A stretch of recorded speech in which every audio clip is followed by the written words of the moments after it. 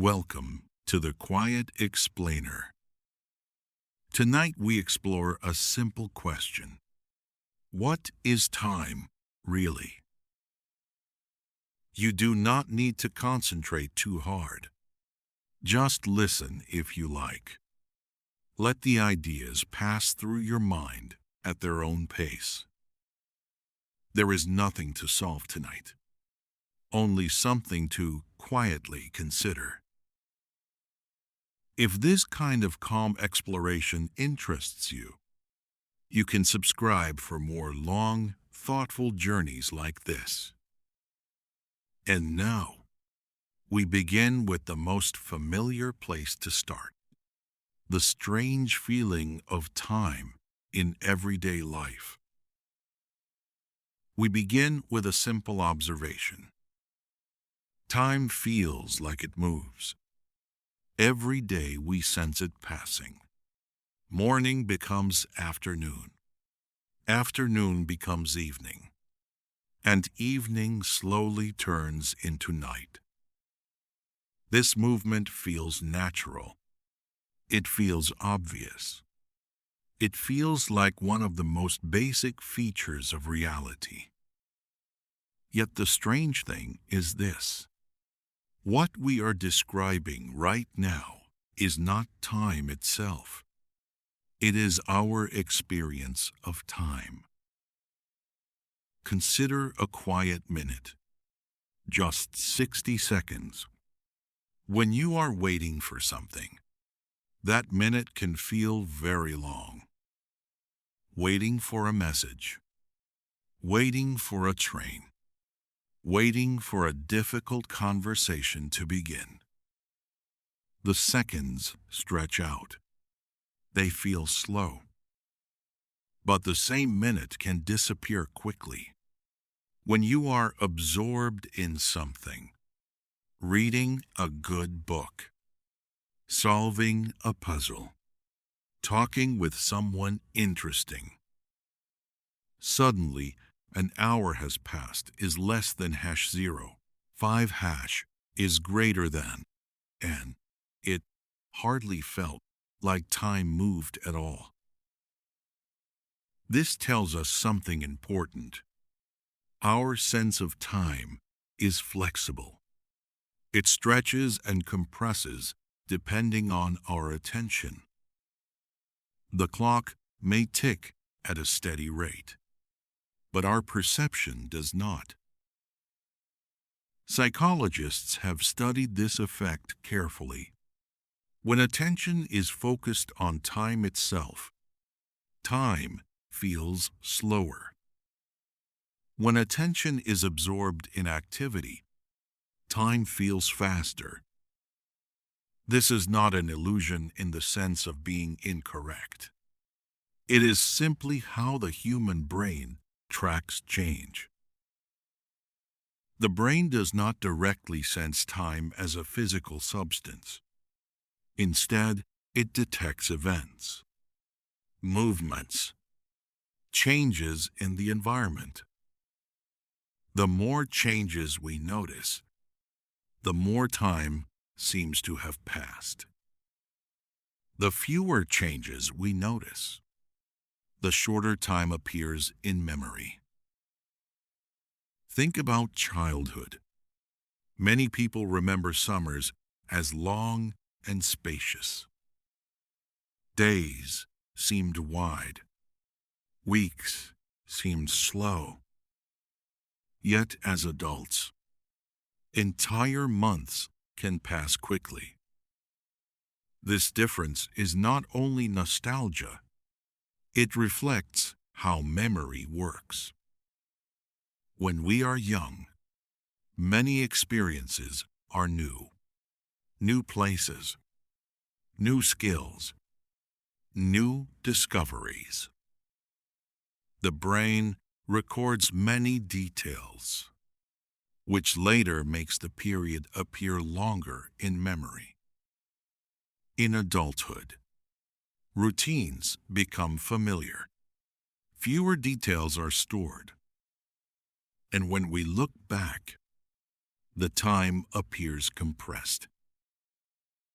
This pattern has been studied in cognitive science is less than #0. 5 is greater than. Our memory of time depends strongly on how many distinct events were recorded. More recorded events make a period feel longer in hindsight. Fewer recorded events make it feel shorter. So already we see something interesting. Time as measured by clocks and time as experienced by humans are not the same thing. Let us look at another common experience: anticipation. When we expect something important, the mind moves forward, imagining what will happen. Waiting for a holiday, waiting for news, waiting for a meeting. During anticipation, time often feels slow. This happens because attention returns again and again to the passage of seconds. In contrast, when attention flows smoothly through activity, the mind stops monitoring time closely. Psychologists sometimes call this state flow, a state of deep engagement in a task. In this state, awareness of time fades into the background. None of this changes the physical clock. 60 seconds still pass in 60 seconds. But the human experience of those seconds changes constantly. There is another feature of our experience of time. It always appears to move in one direction. We remember the past, but not the future. We feel events arriving, then passing away. The present moment appears like a thin, moving boundary, separating what has happened from what has not happened yet is less than #. 5 is greater than. This sense of a moving present is extremely familiar. It feels almost unavoidable.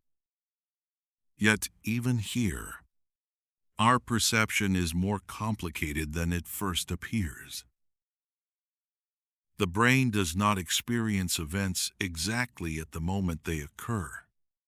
Signals must travel through nerves, be processed by neural circuits, and be assembled into a coherent perception.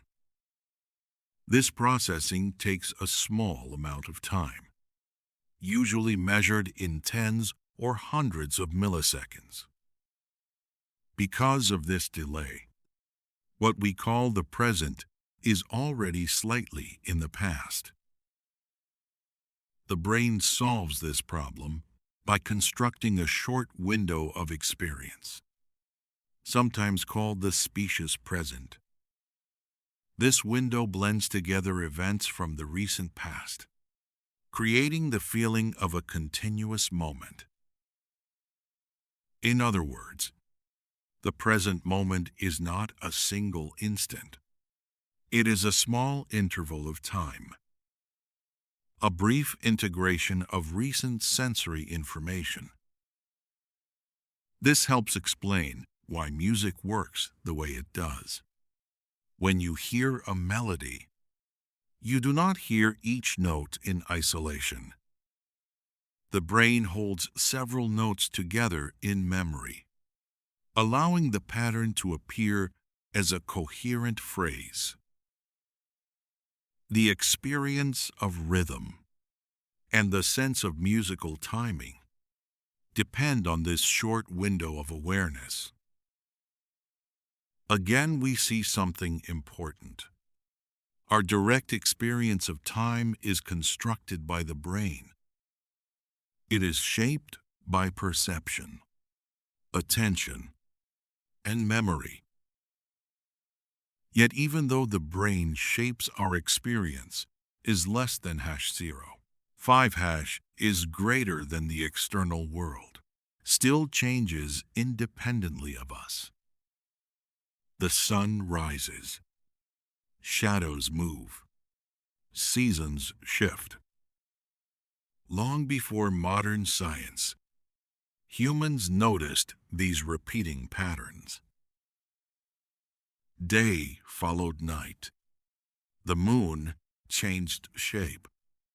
The stars slowly shifted across the sky. These cycles provided the earliest clues about time in the natural world. Early cultures began to organize life around these repeating patterns, planting crops, tracking seasons, marking festivals and rituals. Time slowly became something that could be counted. But counting time required a reference, something that repeated regularly.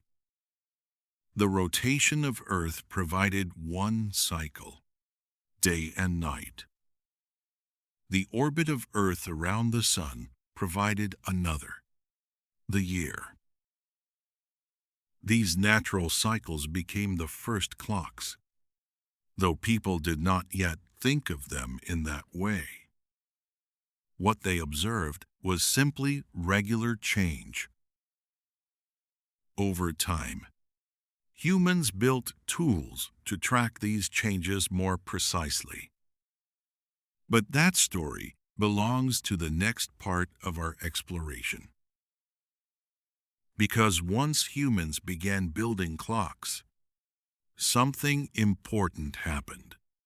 Time slowly transformed from a feeling into something that could be measured. And that is where we will continue, by looking at how humans first tried to capture time using the steady patterns of the natural world. In the previous section, we explored the feeling of time. How the mind experiences minutes and hours is less than hash 0. 5 hash is greater than how attention stretches or compresses those experiences. But humans did not rely only on feeling. Over time, we began to measure time. Measurement requires something steady, something that repeats in a reliable pattern. Without repetition, time cannot easily be counted. Long before mechanical clocks existed, people looked upward, toward the sky. The sky offered patterns that repeated every day and every year. The most obvious pattern was the movement of the sun. Each morning the sun appeared in the east. It rose slowly into the sky, and later it descended toward the west. Eventually, it disappeared below the horizon. This cycle repeated again the next day, and the day after that. From this simple observation, the concept of a day emerged. A day was not originally defined by numbers. It was defined by the rotation of Earth relative to the Sun. Though ancient observers did not yet know about Earth's rotation, they still observed the repeating pattern clearly. Early civilizations used this pattern to organize daily life. Work began after sunrise. Activities slowed as evening approached. Darkness signaled rest. But soon, people wanted a more precise way to divide the day.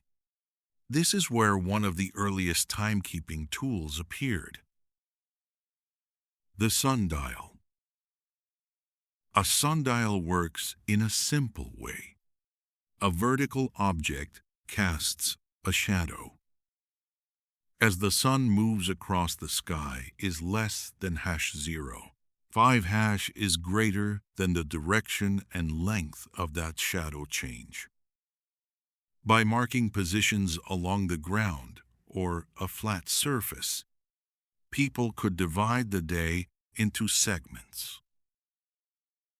These segments later became hours, though the exact length of an hour was not always consistent at first.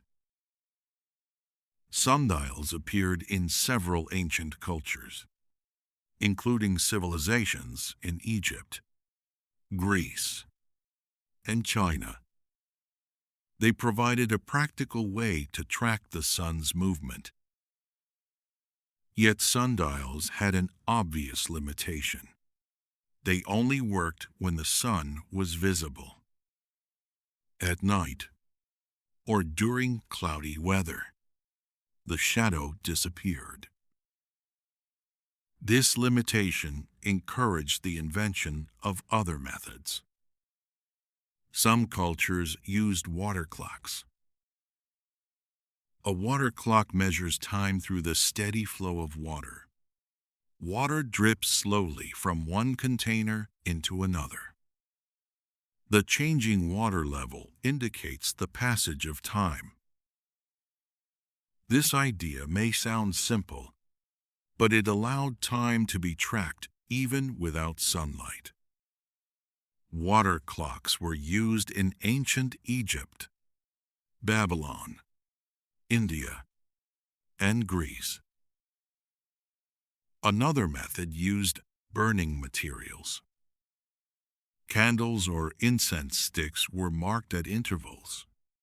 As they burned down, the markings indicated the passage of time. These methods worked reasonably well, but they were not extremely precise. Flow rates could change. Burning speeds could vary. Still, the important idea had already taken root.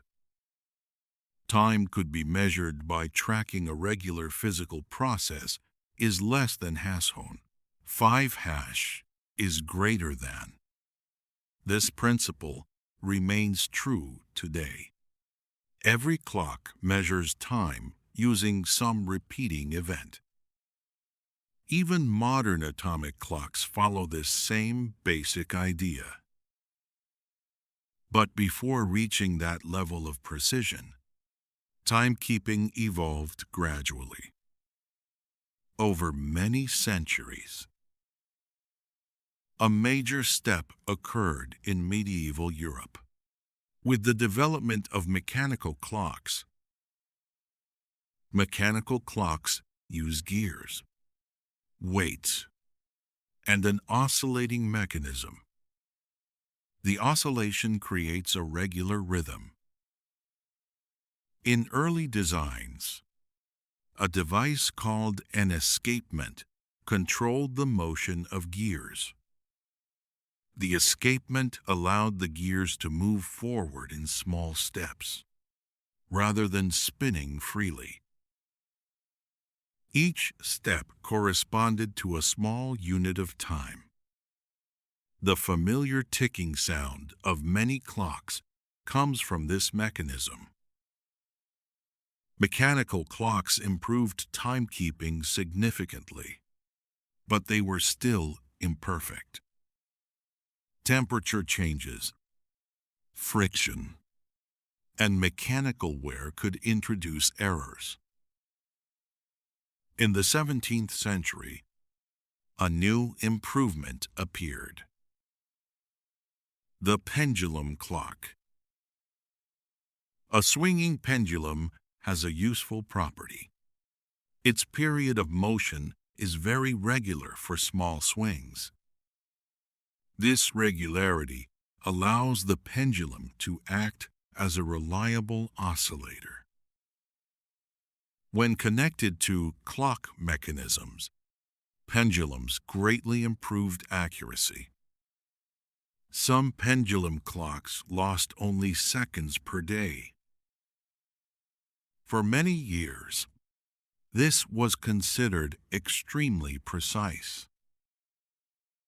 Later developments introduced balance springs, which allowed accurate clocks to be built in portable forms, is less than ℏ.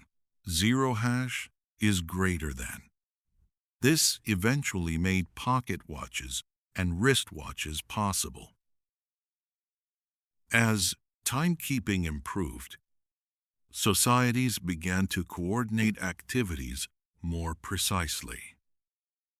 Work schedules, transportation, and communication all depended on shared time references. Railways in the 19th century created a new challenge. Different cities had slightly different local times.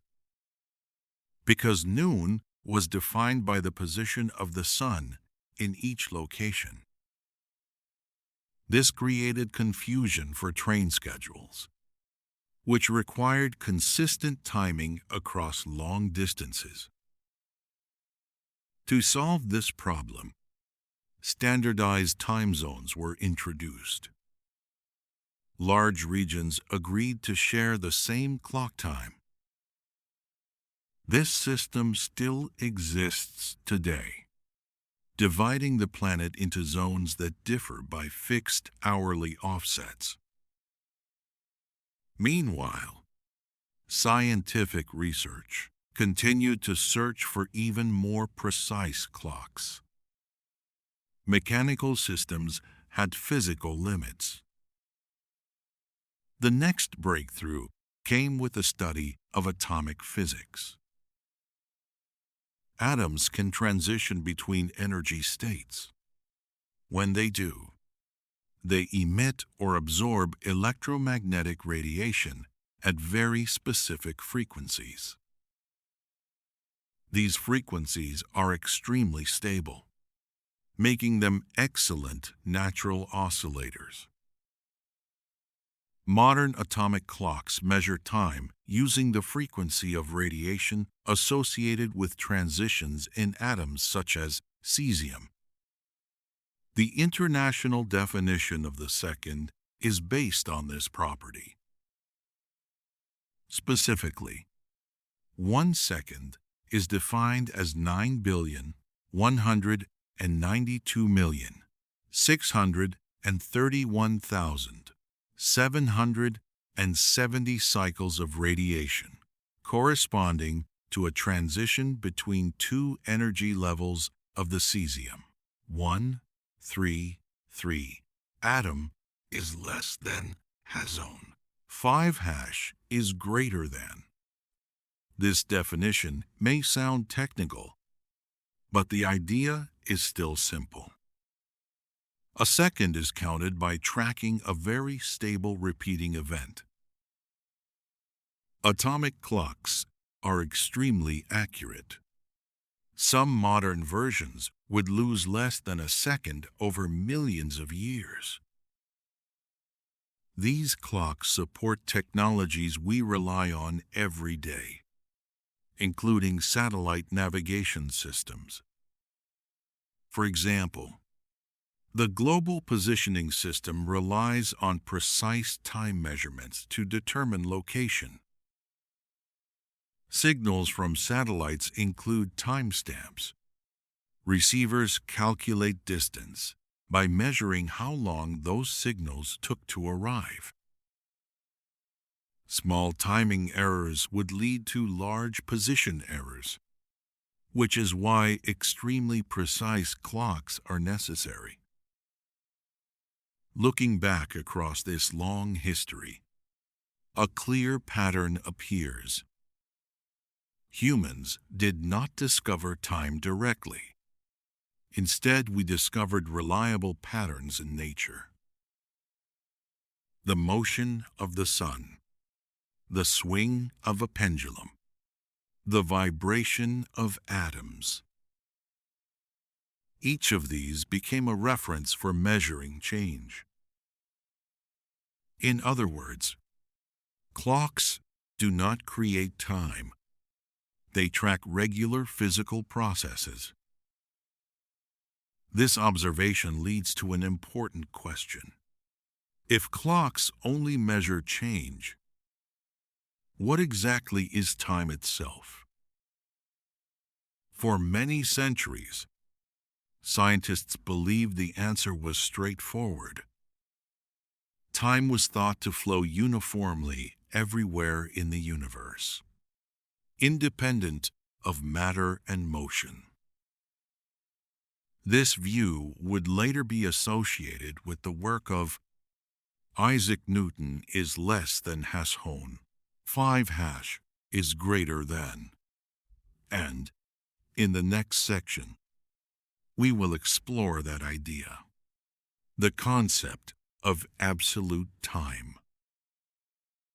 In the previous section, we looked at how humans learned to measure time by observing regular patterns in nature, the movement of the sun, the flow of water, the swing of a pendulum, and eventually the vibration of atoms.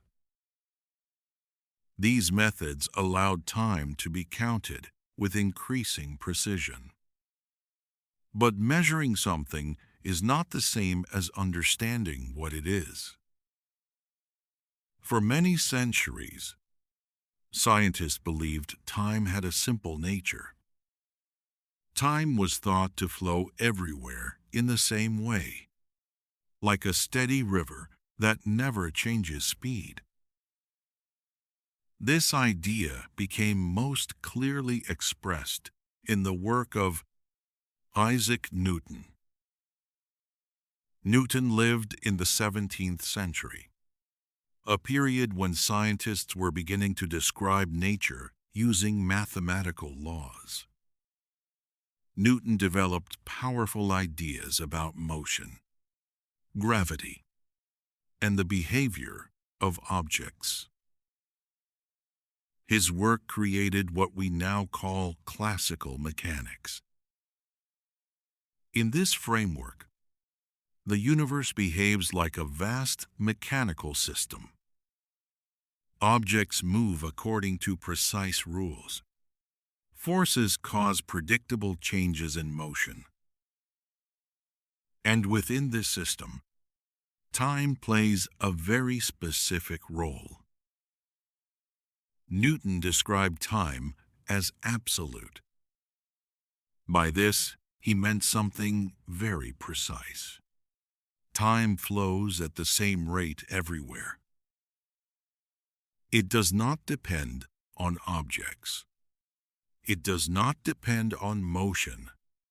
And it does not depend on observers, is less than has Hone. 5 hash is greater than in Newton's view. Time exists independently of the events happening within the universe. Even if nothing were moving, time would still continue to pass.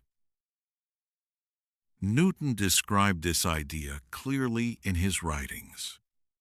He spoke of absolute time flowing uniformly, without relation to anything external. This concept may sound abstract, but it was extremely useful for physics. It allowed scientists to treat time as a universal parameter. In Newtonian equations, time moves forward in equal steps, second by second. The same for every observer in the universe. If 2 events occur at the same time in one place, they occur at the same time everywhere.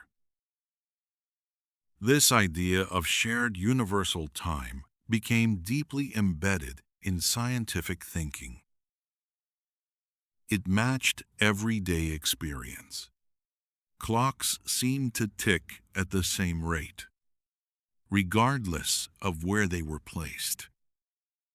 If 2 people synchronized their watches, they would remain in agreement, at least within the limits of measurement available at that time. Under this framework, space and time were treated as separate things. Space described where events occur. Time described when they occur.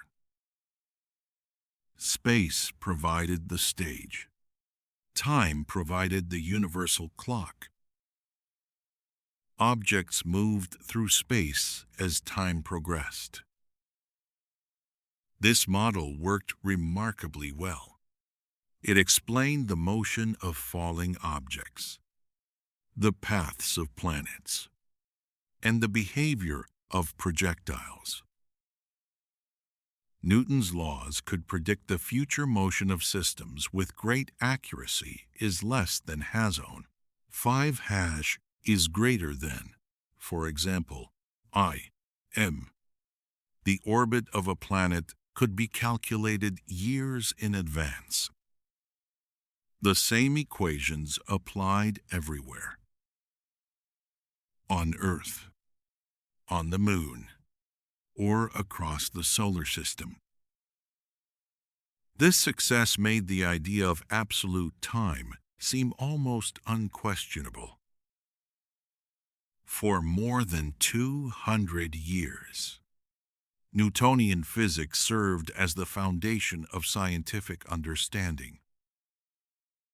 The universe appeared predictable, orderly, and governed by fixed laws. Some philosophers even imagined a powerful intelligence that could calculate the entire future of the universe. If it knew the position and motion of every particle. This thought experiment later became associated with the mathematician Pierre-Simon Laplace. In this deterministic view, the future is completely determined by the present, and time simply carries the universe forward along this path. Again, we see the role of time in this picture. It is a steady background flow, independent of the objects moving within it. But even during the height of Newtonian physics, some thinkers questioned whether absolute time truly existed.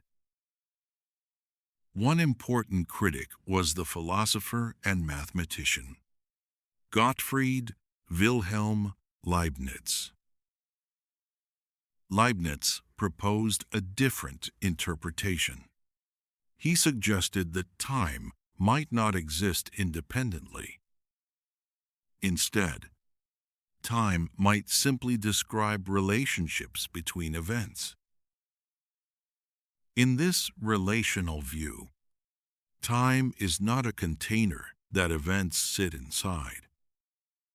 Time is the ordering of events themselves is less than has-own. 5 hash is greater than. If nothing changed, there would be no time to measure.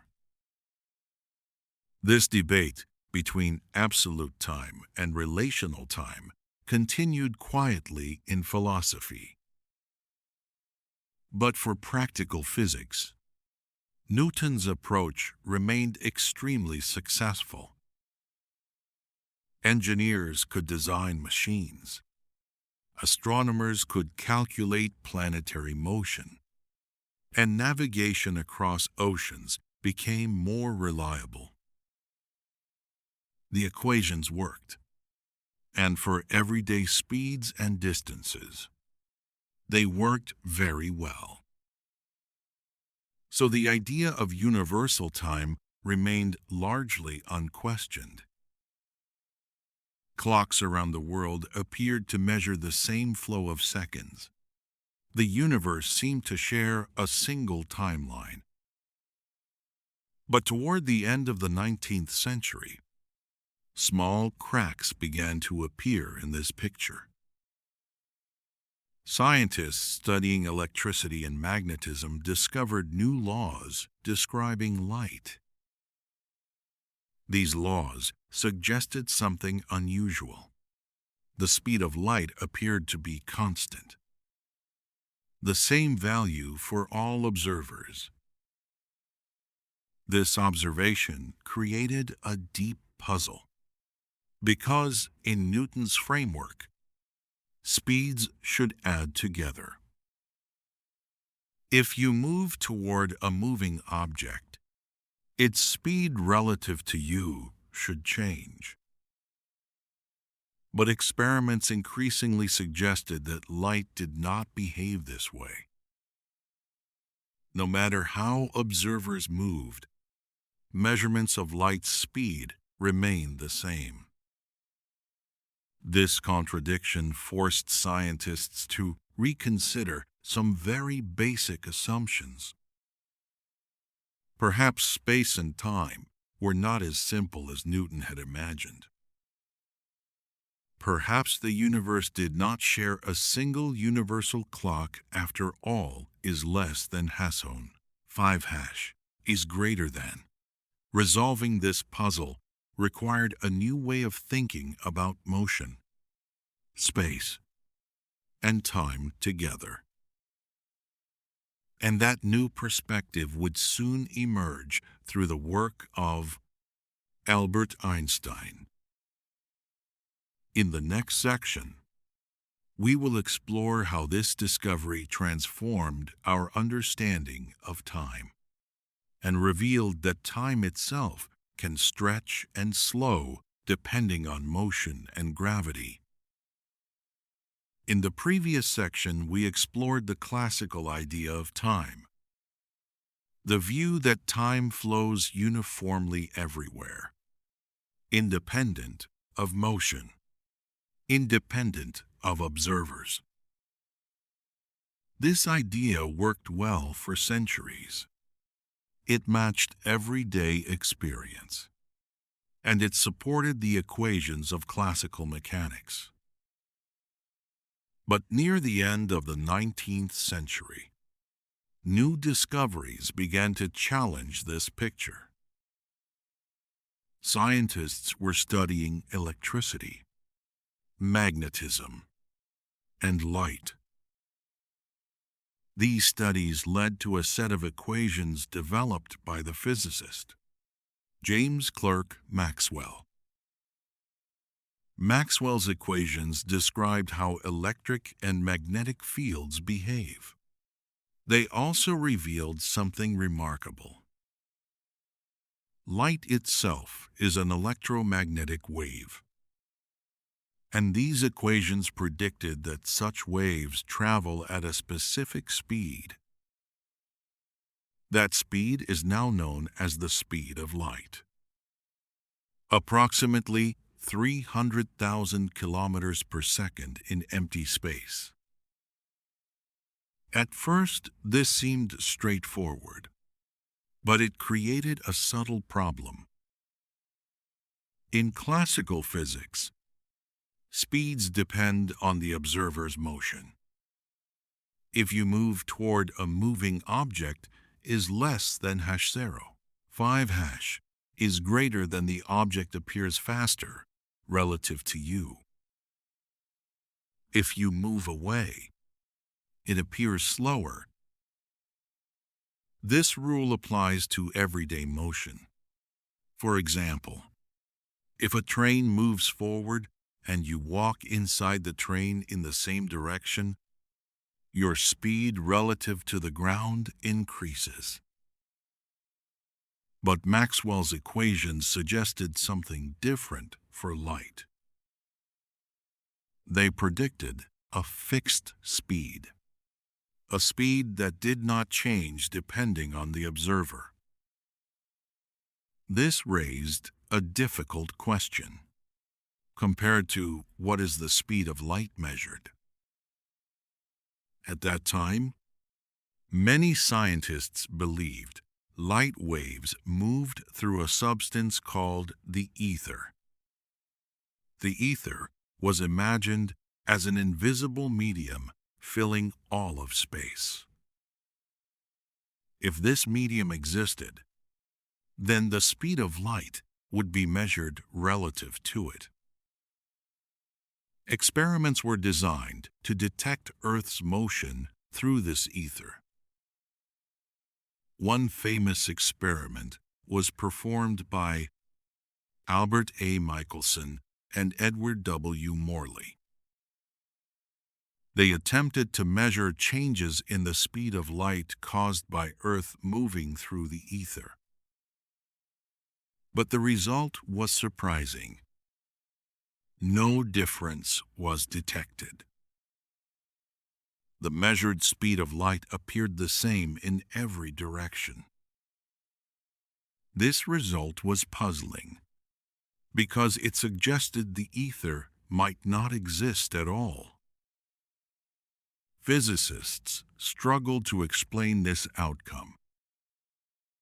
Some proposed complicated adjustments to existing theories. But in 1905, a young physicist proposed a different solution. That physicist was Albert Einstein. Is less than Hazon. 5' is greater than Einstein, suggested a bold idea. Perhaps the speed of light really is the same for all observers. And perhaps the laws of physics should look the same in all inertial frames of reference. These two principles form the foundation of special relativity. The first principle states that the laws of physics are the same for all observers moving at constant velocity. The second principle states that the speed of light in a vacuum is constant for all such observers. At first, these ideas sound simple, but they lead to surprising consequences. If the speed of light must remain constant, then something else must adjust when observers move relative to each other. What adjusts are space and time themselves. According to special relativity, time does not pass at the same rate for all observers. Instead, time depends on motion. This effect is known as time dilation. Time dilation means that a moving clock runs more slowly relative to a stationary observer. The faster the motion, the stronger the effect becomes. At everyday speeds, this effect is extremely small, too small to notice in daily life. But at speeds close to the speed of light, the effect becomes very significant. This prediction has been confirmed in many experiments. For example, precise atomic clocks placed on fast aircraft measure slightly less elapsed time than identical clocks left on Earth. The difference is tiny, but it matches the predictions of relativity is less than Hasson. 5' is greater than. Another confirmation comes from particles created in Earth's upper atmosphere. Some unstable particles decay quickly, yet when they travel at very high speeds, they survive longer than expected. This happens because time passes more slowly for them relative to observers on Earth. Special relativity also changes our understanding of simultaneity. In classical physics, two events that occur at the same time remain simultaneous for all observers. But relativity shows that simultaneity depends on motion. Two observers moving relative to each other may disagree about whether two distant events happened at the same time. Each observer's measurement is correct within their own frame of reference. This idea may seem strange at first, but it follows directly from the constant speed of light. Because signals take time to travel, different observers must account for their own motion when comparing distant events. As a result, the concept of a single universal present disappears. Time becomes partly relative to the observer's motion. Einstein later extended these ideas even further. In 1915, he introduced the theory of general relativity. General relativity describes gravity in a new way. Instead of treating gravity as a force acting at a distance, Einstein described gravity as a property of space-time itself. Massive objects distort the geometry of space-time, and objects move along the curved paths created by this distortion is less than ℏ. 5 is greater than. Within this framework, gravity also affects time. Clocks in stronger gravitational fields run more slowly than clocks in weaker fields. This effect is called gravitational time dilation. For example, a clock on Earth's surface runs slightly slower than a clock orbiting far above Earth. Once again, the difference is small, but it is measurable. Modern satellite systems must correct for both motion-based time dilation and gravitational time dilation. Without these corrections, navigation errors would accumulate quickly. What these discoveries reveal is something profound. Time is not separate from the physical universe. Time interacts with motion. Time interacts with gravity. It stretches and slows depending on the conditions of space-time. The classical idea of a universal cosmic clock no longer holds. Instead, each observer carries their own measure of time. And these different measurements remain consistent with the laws of physics through the geometry of space-time. This realization leads to an even deeper shift in perspective. Because once time depends on space-time geometry, space and time can no longer be treated as completely separate things. They become part of a single structure, a four-dimensional framework called space-time. In the next section, we will explore this idea more carefully and see how space and time combine into a single fabric that shapes the structure of the universe is less than ℏ. 5 is greater than. Time does not stand alone. It is linked with space. The two form a single structure. This idea became clear in the early 20th century. After the development of relativity, a physicist named Hermann Minkowski helped clarify this relationship. Minkowski realized that the equations of relativity work naturally in 4 dimensions, 3 dimensions of space, and 1 dimension of time. Together they form what we now call space-time. In everyday life, we describe locations using space. A place has a position. perhaps a distance north or south, east or west, and a height above the ground. But describing an event requires something more. We must also say when it happened. An event has both a location and a time. In physics, this combination is called an event in space-time. For example, a lightning strike can be described by its position in space and the moment it occurred.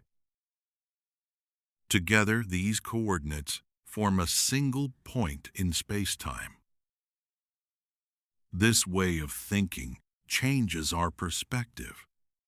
Instead of imagining space and time separately, we treat them as parts of one geometric structure. Objects do not simply move through space. They move through space-time. Every object traces a path called a world line. A world line represents the history of an object, where it was, and when it was there. If you could draw your own world line, it would begin at your birth is less than #0. 5# is greater than continue through each moment of your life and extend into the future. The idea may sound abstract, but it follows naturally from relativity. Different observers may measure space and time differently, yet the structure of space-time remains consistent. Distances in space-time are described using what physicists call the space-time interval. This interval remains the same for all observers, even when their measurements of space and time differ. This property preserves the consistency of physical laws. It allows observers moving at different speeds to describe the same events using different coordinates, while still agreeing on the underlying physics. Another important feature of space-time concerns the speed of light. Light travels at a fixed speed in empty space. Because of this, information cannot travel faster than light. This creates a natural structure within space-time called a light cone. Imagine an event, such as a flash of light occurring at a single moment. The light spreads outward in all directions, forming an expanding sphere of influence. If we include time in this picture, the expanding sphere traces out a cone in space-time. The upper part of this cone represents events that can be influenced by the original event. The lower part represents events that could have influenced it. Events outside the cone cannot affect each other because signals would need to travel faster than light is less than #. 5# is greater than. This structure defines causal relationships in the universe. Causes must lie within the past light cone of an event. Effects must lie within the future light cone. In this way, space-time geometry helps organize cause and effect. When gravity is introduced through general relativity, space-time becomes curved. Massive objects, such as stars and planets, bend the geometry around them. Objects moving nearby follow curved paths through this geometry.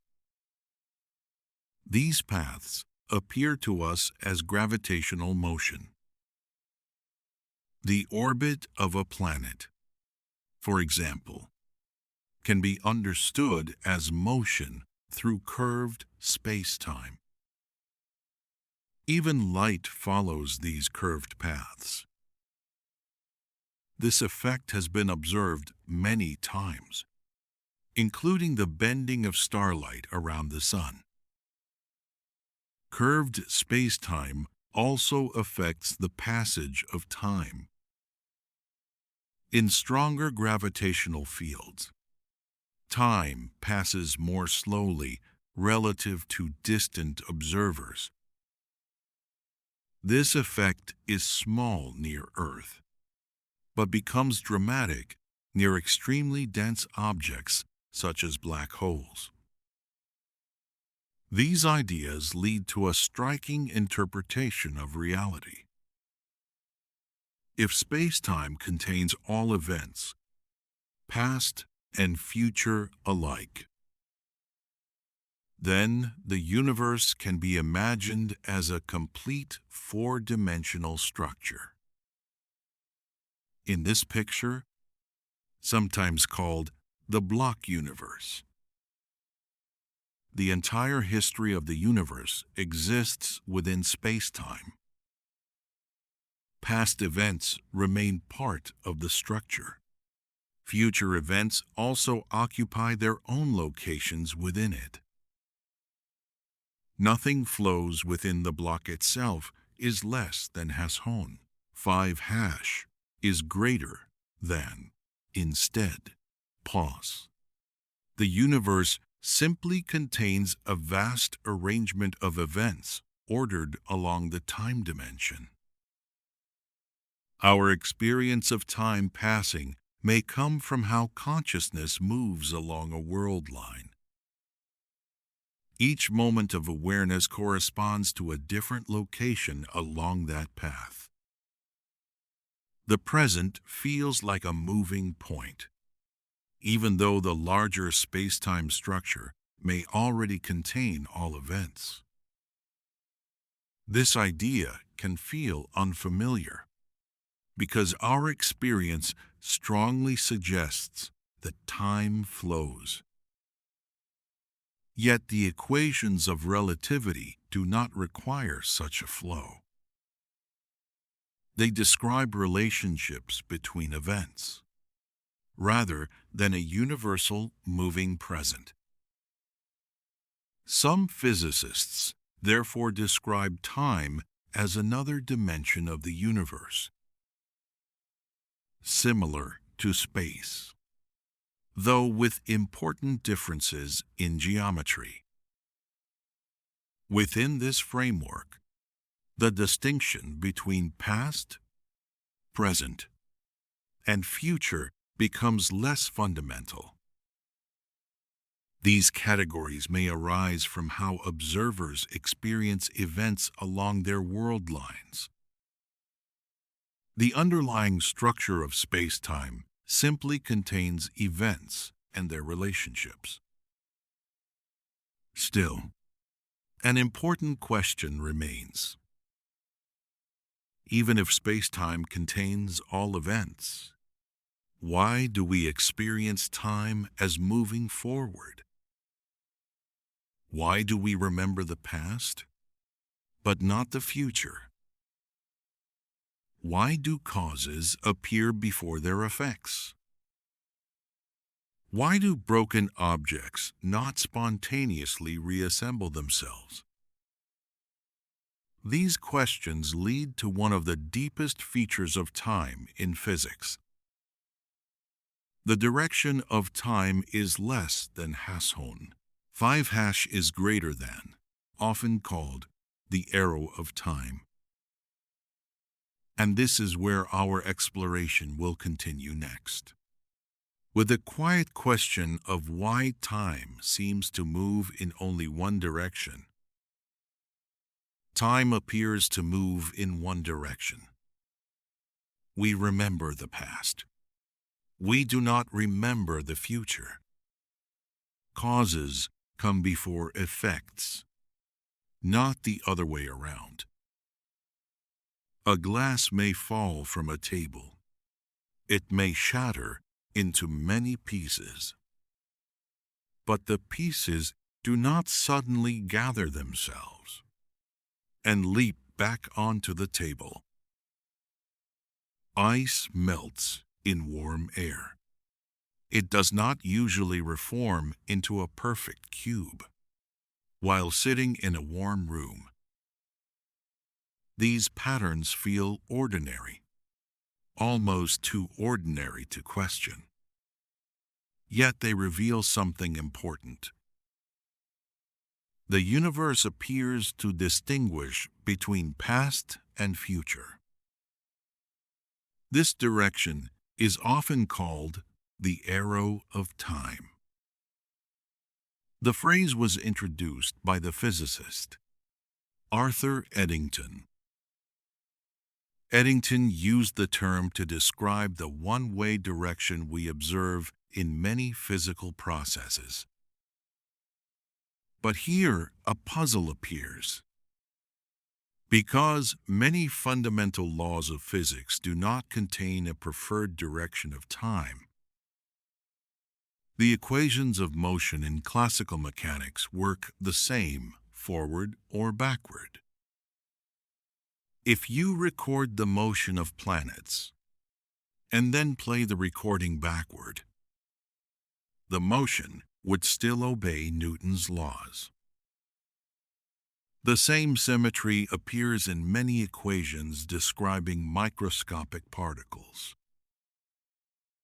In other words, the fundamental laws themselves often allow both time directions is less than ℏ. 5 is greater than.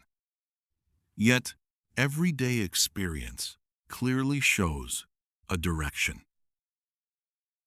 Something must be creating that asymmetry. The explanation comes from a concept in thermodynamics. That concept is entropy. Entropy is closely related to the number of ways a system can be arranged. A system with many possible arrangements has high entropy. A system with few possible arrangements has low entropy. To understand this idea, imagine a simple example. Suppose a box contains many small particles. If all the particles are crowded into one corner, that arrangement is very specific. Only a small number of microscopic states produce that pattern. Now imagine the particles spread evenly throughout the box. There are far more ways for this distributed pattern to occur. Because the particles can occupy many positions while still appearing evenly spread, this second arrangement has higher entropy. Thermodynamics describes how systems tend to evolve toward higher entropy. This tendency is summarized in a principle called the Brecqueris, second law of thermodynamics. The law states that in an isolated system, entropy tends to increase over time. Not because it is impossible for entropy to decrease, but because higher entropy states are vastly more numerous. Random motion naturally explores the larger set of possibilities. This statistical tendency gives time its apparent direction. Consider the broken glass again. When the glass shatters, the fragments can scatter in many ways is less than ℏ. 5 is greater than. The number of possible scattered arrangements is enormous. But the number of ways those fragments could perfectly reassemble into a glass is extremely small. Because the disordered arrangements are overwhelmingly more common. The system naturally moves in that direction. The same principle applies to many everyday processes. Heat flows from hot objects to cold objects.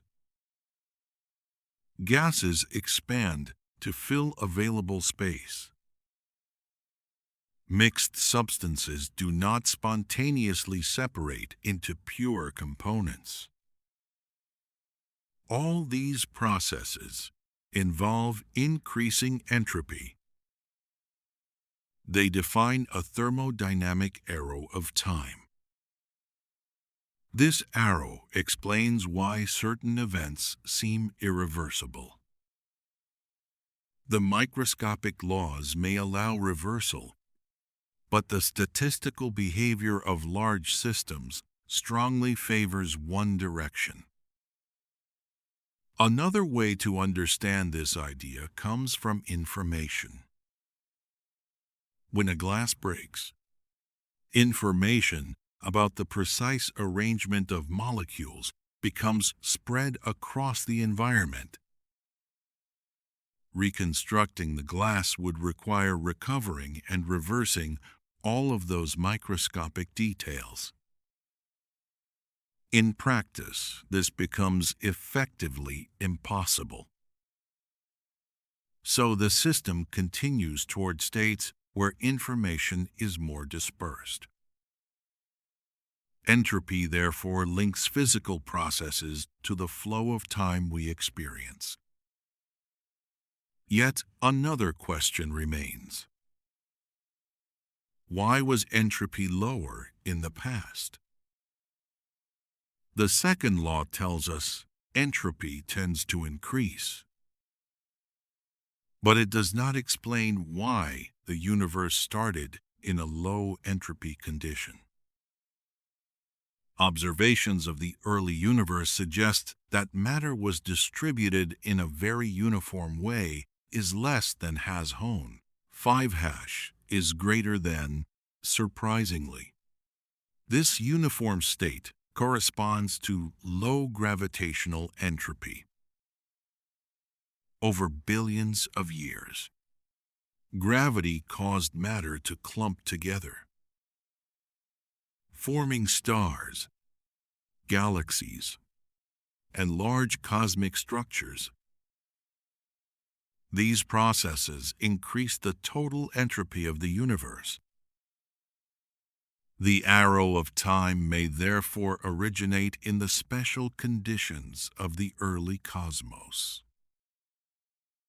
The universe began in a highly ordered state and has been evolving toward greater disorder ever since. This perspective connects thermodynamics with cosmology. The direction of time we observe today may be rooted in the conditions present near the beginning of the universe. Physicists continue to study this question carefully. It remains one of the deepest puzzles in modern science. Because while entropy explains the arrow of time in everyday processes,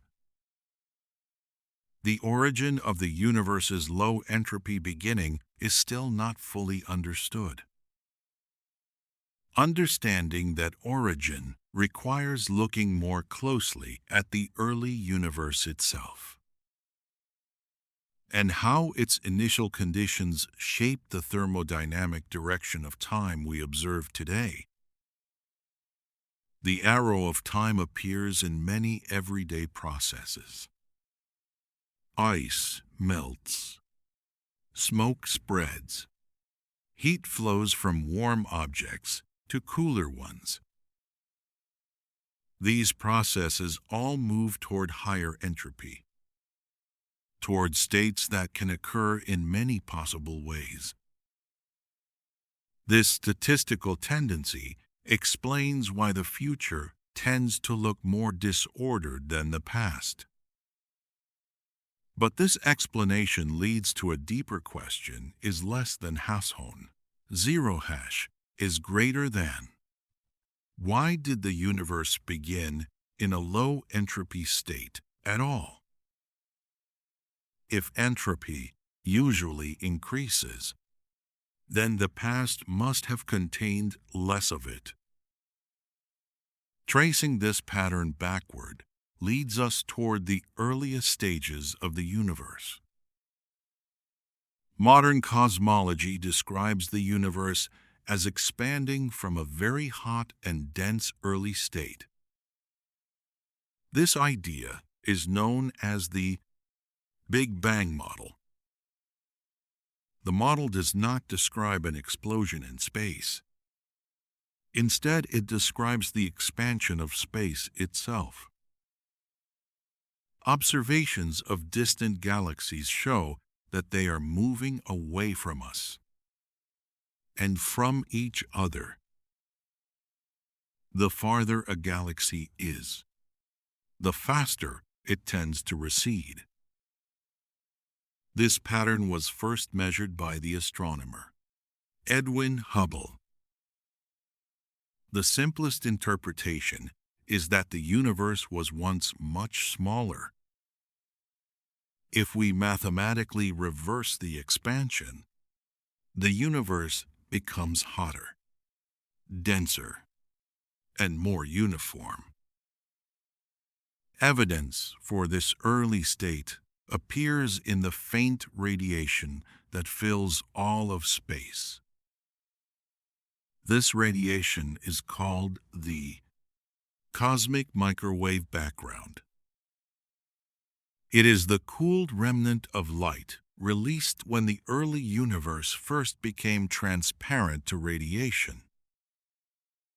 Measurements of this background show that the early universe was extremely smooth. Matter and energy were distributed almost uniformly. At first glance, this smoothness might seem like disorder. But when gravity is considered, the picture changes. In systems dominated by gravity, uniform matter actually represents low entropy is less than Hashon. 5 hash is greater than, because gravity tends to pull matter together. Clumps of matter, such as stars and galaxies, correspond to states with higher gravitational entropy. The early universe had not yet formed these structures. It was smooth and evenly spread. In that sense, it was highly ordered. As the universe expanded and cooled, small variations in density began to grow. Gravity slowly amplified these variations. Regions with slightly more matter attracted more material. Over time, these regions formed stars, galaxies, and clusters of galaxies. Each step increased the overall entropy of the universe. The arrow of time we experience may therefore originate in this early low-entropy beginning. If the universe had started in a state of maximum entropy, very little change would occur. There would be no strong thermodynamic direction. But because the early universe began in an ordered condition, physical processes have been moving toward greater disorder ever since. This gradual increase in entropy provides the large-scale direction of time. It aligns with the thermodynamic arrow we see in everyday life. Yet this explanation introduces another question. Why was the early universe so smooth? Why did it begin with such low entropy? Physicists continue to study this mystery. Some ideas involve processes in the earliest moments of cosmic expansion. One influential proposal involves a rapid expansion phase known as is less than hash zero. 5 hash is greater than cosmic inflation. Inflation suggests that the universe expanded extremely quickly for a brief period shortly after the Big Bang. This expansion would smooth out irregularities, leaving the universe remarkably uniform on large scales. While inflation explains many observations, it does not fully resolve the entropy question. The initial conditions themselves still require explanation. Some researchers study whether deeper physical principles might determine those conditions. Others explore the possibility that our universe is part of a much larger cosmological structure. These ideas remain active areas of research. For now, the key point is simple. The direction of time appears connected to the history of the universe itself. The early cosmos began in a state of unusually low entropy. As the universe evolves, entropy increases. This gradual change provides the large-scale arrow of time, from melting ice to the formation of galaxies. The same principle quietly shapes the evolution of physical systems. Yet our exploration of time is not finished. Because another set of questions appears when we look at the smallest scales of nature. The microscopic world described by quantum physics sometimes treats time in a very different way. In some equations, time even seems to disappear entirely.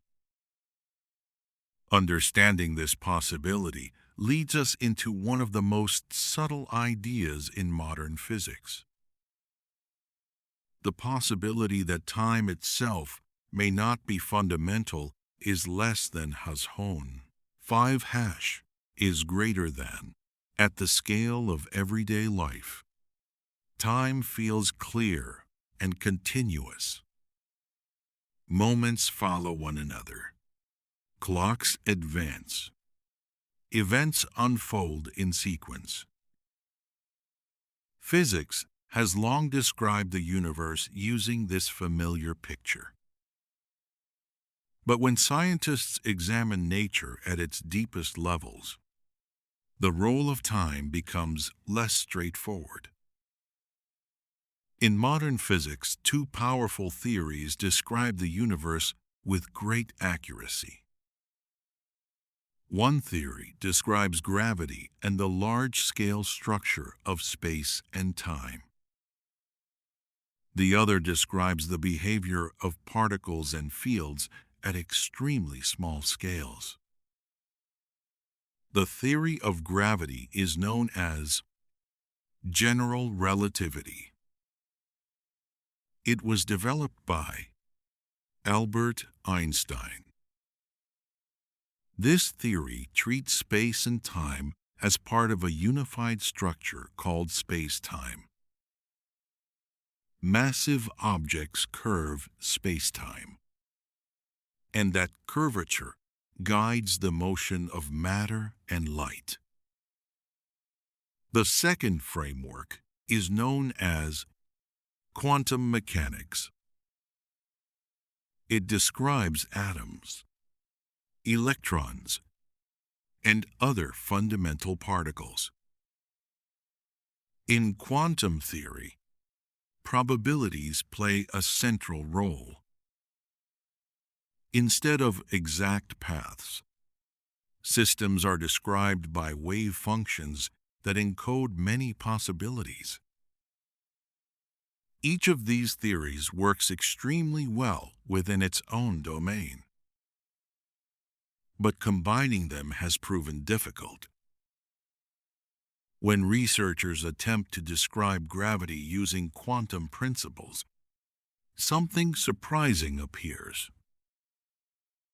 In some formulations, time no longer appears as a basic variable. One example arises in a key equation used in certain approaches to quantum gravity is less than Hasson. 5 hash is greater than. This equation is called Wheeler-DeWitt equation. It attempts to describe the quantum state of the entire universe. But unlike many familiar equations in physics, it does not contain an explicit time parameter. The equation simply relates different possible configurations of the universe. In this mathematical picture, the universe appears static, not frozen in the ordinary sense, but described without reference to an external ticking clock. This situation is sometimes called the problem of time in quantum gravity. It raises an unusual possibility. Perhaps time is not a fundamental ingredient of reality. Perhaps it emerges from deeper relationships between physical systems. To explore this idea, some physicists study how time might arise from correlations between parts of a system. Instead of assuming a universal clock, they examine how one physical process can act as a reference for another. Imagine observing a pendulum swinging. You might describe its motion using time measured by a clock. But you could also describe the motion by comparing it with another repeating process. For example, the oscillations of a vibrating atom, or the rotation of the Earth. In this sense, time can be understood as a relationship between changes.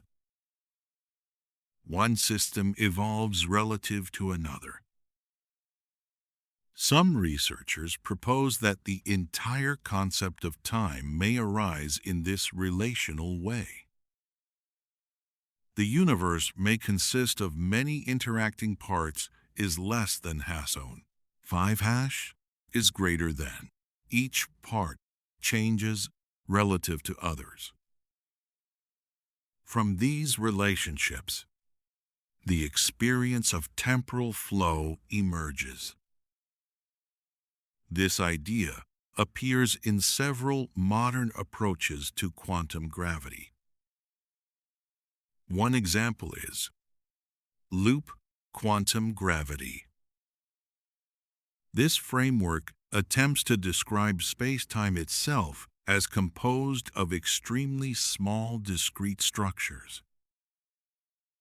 In such models, familiar notions of space and time may arise only at larger scales. Another line of research explores how time may emerge from quantum entanglement. Entanglement describes correlations between quantum systems. Even when they are separated by large distances, some studies suggest that the ordering of events may be related to patterns of entanglement within the quantum state of the universe. These ideas are still under active investigation. They remain theoretical and incomplete. Yet they highlight an important point. Our intuitive understanding of time may not apply at the deepest level of reality. Just as temperature emerges from the motion of many particles, time might emerge from more fundamental structures.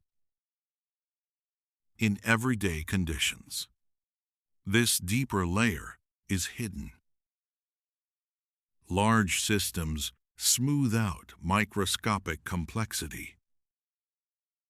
The result is the familiar flow of seconds and minutes.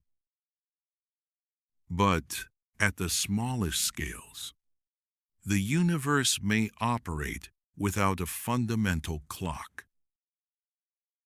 Instead, change itself becomes primary. Time becomes a way of describing the ordering of those changes. This perspective shifts the question slightly: is less than has hone, 5 hash is greater than. Instead of asking what time is, we may ask how temporal order arises from the structure of the universe. Exploring that question connects physics with deeper reflections about observation and experience. Because even if time is not fundamental in the equations of the universe, it still plays a central role in human perception.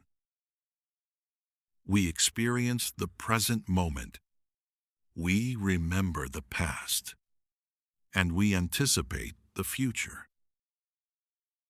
Understanding how this subjective sense of time arises leads us toward another dimension of the question: the relationship between physical time and the way the human mind experiences it.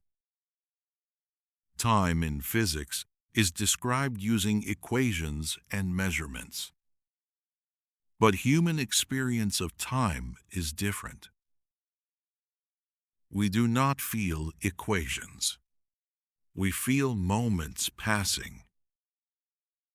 We remember earlier events. We anticipate what might come next. This subjective sense of time is shaped by the human brain. The brain constantly processes information from the world. It organizes events into sequences. It stores records of past experiences. These processes create the feeling that time is moving forward. Memory plays an essential role in this experience. We remember the past, but we do not remember the future. This asymmetry gives our experience of time a direction. The brain forms memories by changing physical structures within neural networks. These changes require energy, and they involve irreversible processes. In this way, is less than #0. 5 hash is greater than the formation of memory, is linked to thermodynamics. Recording information increases entropy in the environment. So the psychological arrow of time aligns with the thermodynamic arrow. This connection helps explain why we experience time as flowing forward. The brain builds a continuous narrative from incoming sensory signals. Each moment contains information about what has just occurred and what might occur next. Neuroscience suggests that the brain integrates sensory data across short intervals. Instead of perceiving isolated instants, we perceive short windows of time. These windows are sometimes called temporal integration periods. They allow the brain to interpret motion, rhythm, and speech. Without this integration, experience would feel fragmented. Research into time perception has involved many experiments. Psychologists have studied how humans estimate durations, detect rhythms, and perceive simultaneity. One early researcher in this area was William James. James described the idea of the specious present. This term refers to the short span of time that the mind experiences as the present moment. Instead of a single instant, the present may extend for a brief duration. During that duration, the brain integrates sensory information into a coherent experience. Our sense of time can also change depending on attention and emotion. When people are highly focused, is less than #0. 5# is greater than time may appear to pass quickly. When people are bored or waiting, time may seem slower. These variations occur because the brain processes information differently under different conditions. Memory density may also influence how time is remembered. Periods containing many new experiences often feel longer when recalled later. Familiar routines produce fewer distinct memories, so those periods may seem shorter in retrospect. Biological rhythms also contribute to our perception of time. Many organisms possess internal clocks that regulate cycles of activity and rest. In humans, these rhythms are coordinated by structures in the brain. One important regulator is the circadian system. Circadian rhythms follow an approximately 24-hour cycle. They influence sleep, hormone release, and body temperature. The central control center for these rhythms is a small region of the brain called the suprachiasmatic nucleus. This structure receives signals from the eyes about light levels. It uses that information to align the body's internal clock with the day and night cycle of Earth. These biological systems help organize behavior across time. They provide a physiological framework for daily experience. Despite these mechanisms, the brain does not contain a single universal clock for all timing tasks. Different neural circuits appear to track time at different scales. Some circuits measure milliseconds is less than #0. 5# is greater than which are important for sound and movement. Others track longer durations, such as seconds or minutes.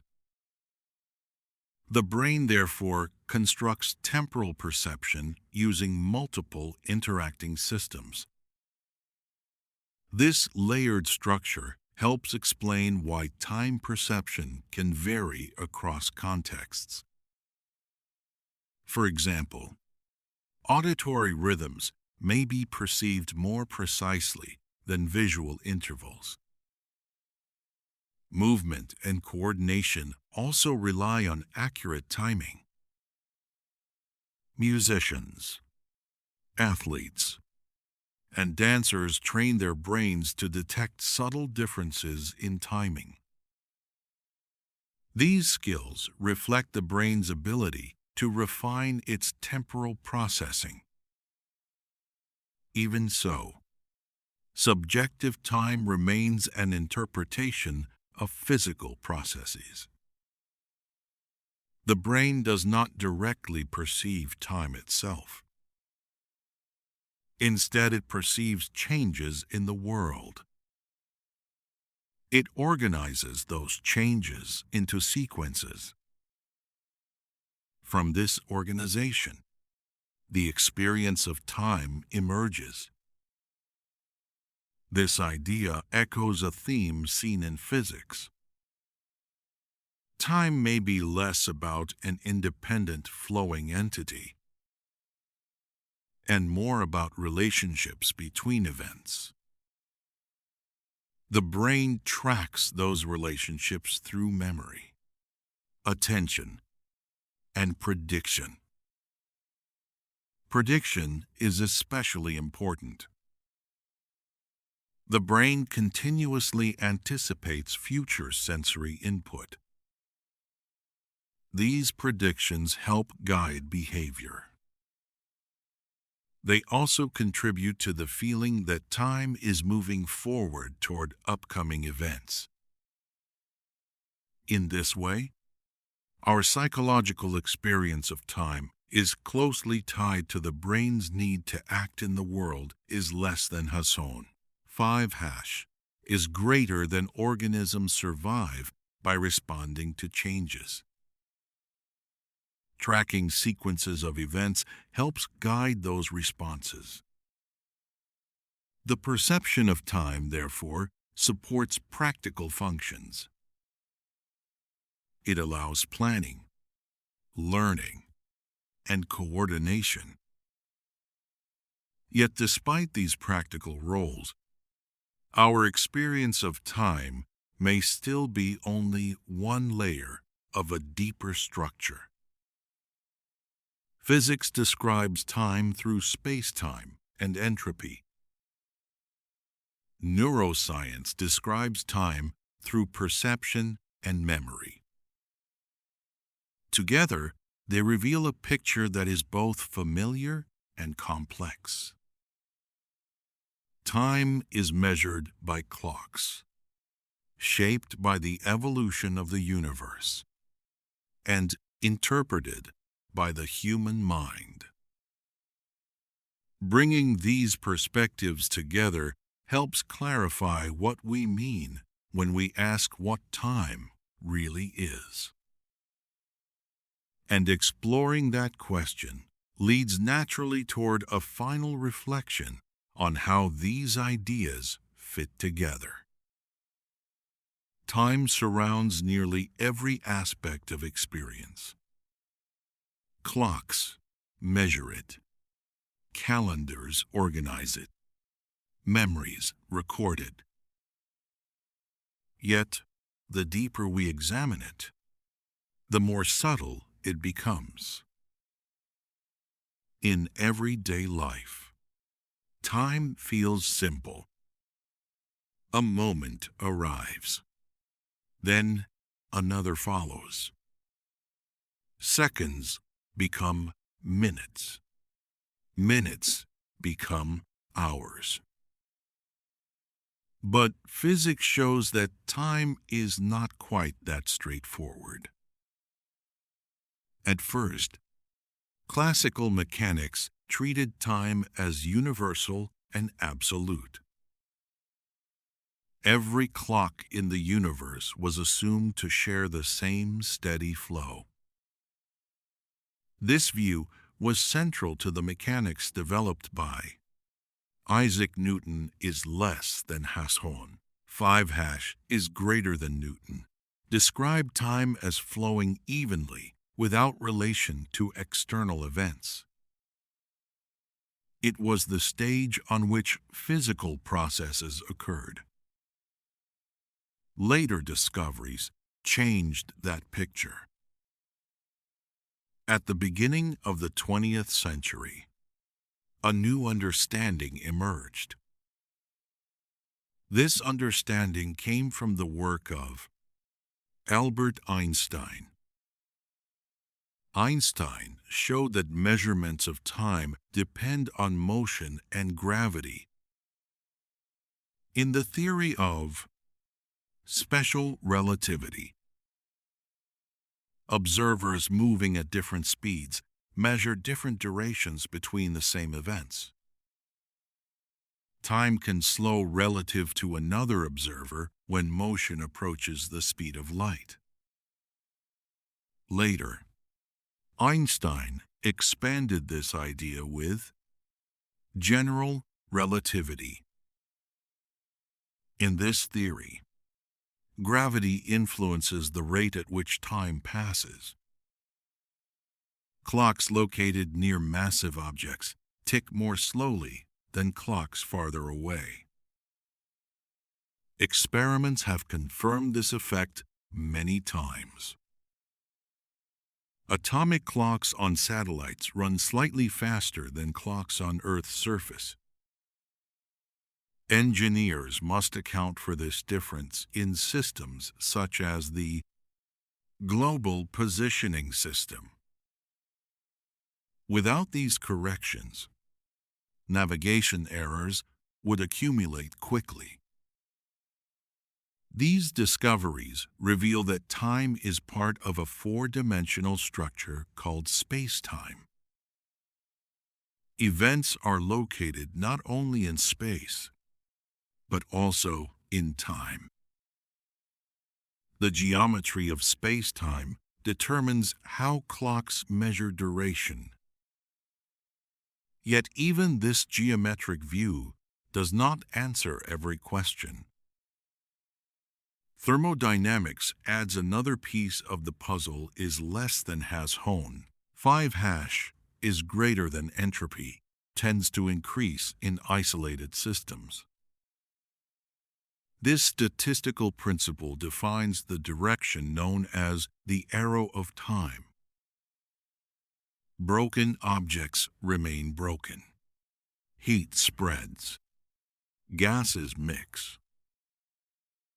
These processes reflect the greater number of possible disordered states. The arrow of time, therefore, arises from probability. Systems naturally move toward more numerous configurations. Cosmology connects this arrow to the history of the universe. Observations show that the early universe was unusually smooth. Matter was distributed with remarkable uniformity.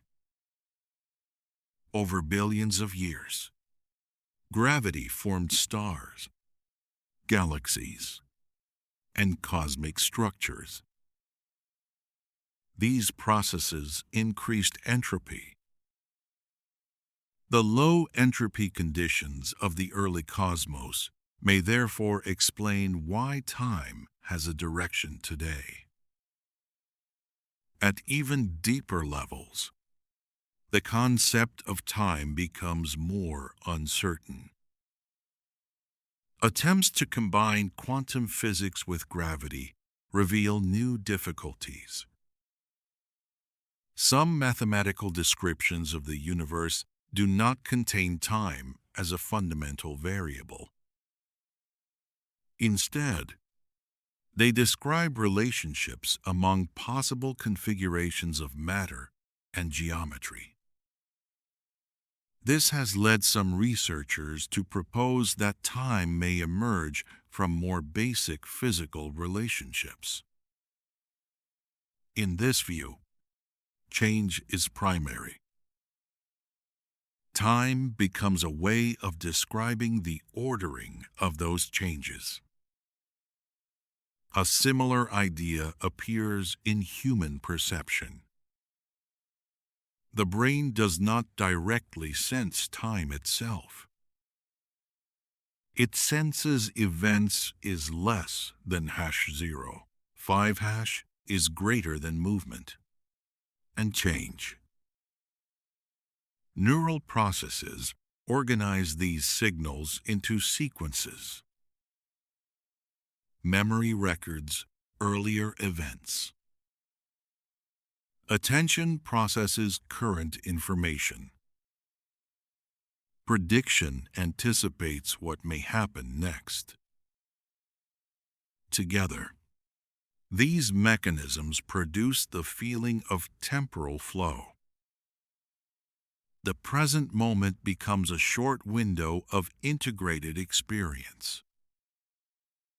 Past events appear as memories. Future events appear as possibilities. This psychological structure aligns with the physical arrow of time.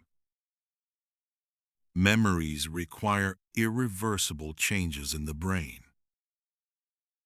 Those changes involve thermodynamic processes.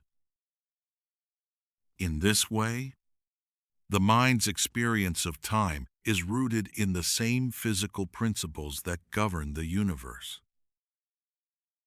When these perspectives are viewed together, a layered picture begins to appear. At the human scale, time is measured by clocks and experienced through perception.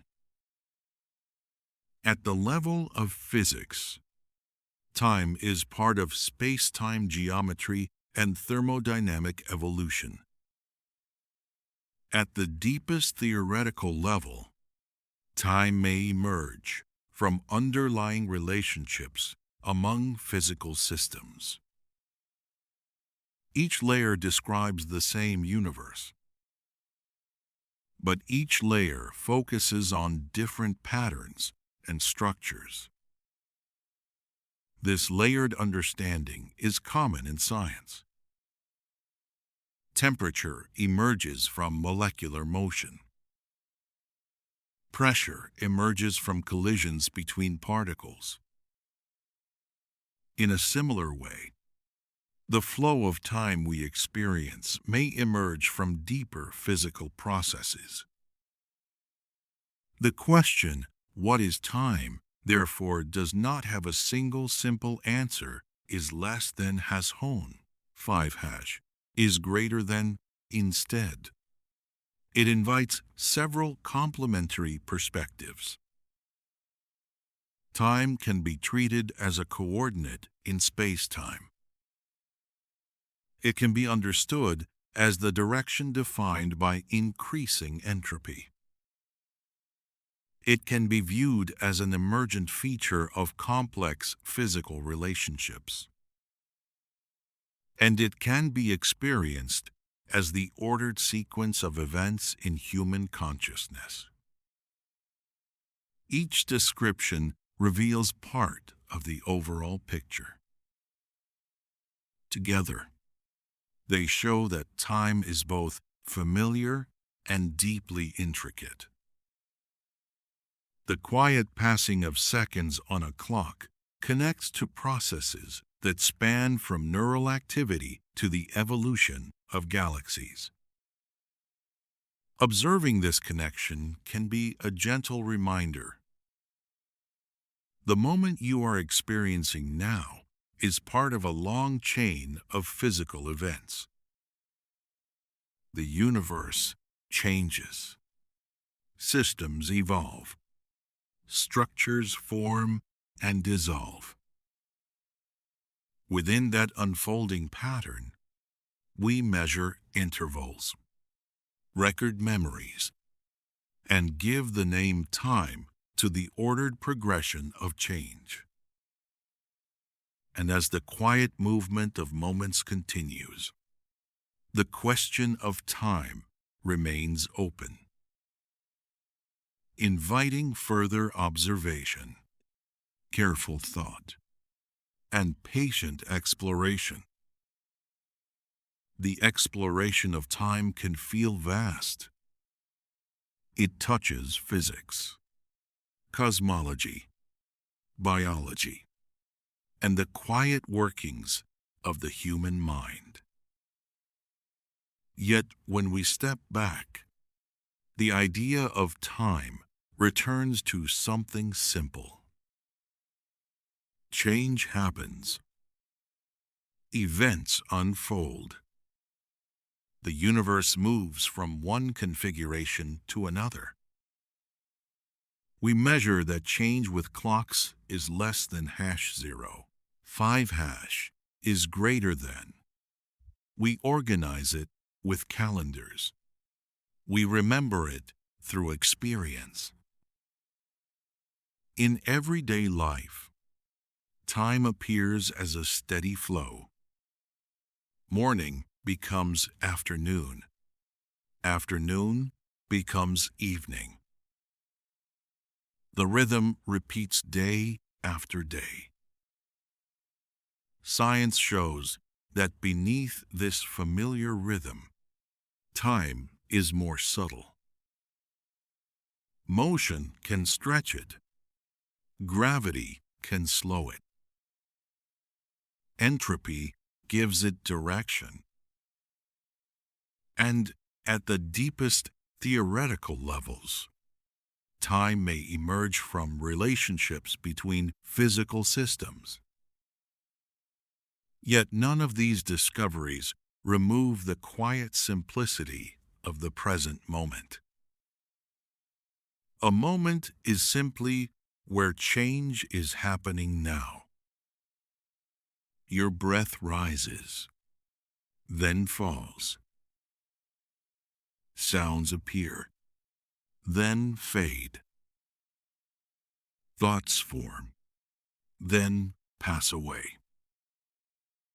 Each of these small changes is part of the same unfolding universe described by physics. From the motion of galaxies to the firing of neurons in the brain, everything participates in the gradual evolution of the cosmos.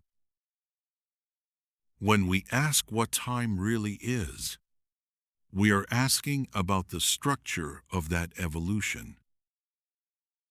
How events relate to one another. How change accumulates. How memory and prediction give meaning to the present. The answer is not a single sentence. Instead, it is a collection of perspectives. Physics describes time through space-time and entropy. Cosmology traces its direction to the early universe. Neuroscience explains how the brain perceives it. Together they form a quiet picture of reality, unfolding step by step is less than #. 5# is greater than. You do not need to hold every equation in mind to appreciate this idea. It is enough to notice that every moment is connected to what came before, and that each moment gently shapes what comes next. Time is not only something we measure, it is also the structure that allows stories, learning, and experience to exist. Without it, there would be no sequences of events, no memory, no anticipation, only a static universe without change. Instead, we inhabit a universe that evolves. Stars ignite and fade. Planets form and transform. Life emerges and adapts. Within that long cosmic story, each human life occupies a small but meaningful stretch of time. Moments accumulate into days, days into years. And those years become the memories that shape a life. For now, the deeper mysteries of time remain open. Scientists continue to explore the earliest moments of the universe. They continue to search for a unified theory of quantum gravity. And they continue to study how the brain constructs our perception of temporal flow. Each new insight adds another piece to the puzzle. But even without final answers, the question itself invites a quiet kind of reflection. Time is the background of every experience. It carries the universe from one state to another. And it carries us gently through each moment of our lives. For now, there is nothing you need to solve. Only the steady passing of moments. One breath, then the next. The quiet movement of time continuing onward.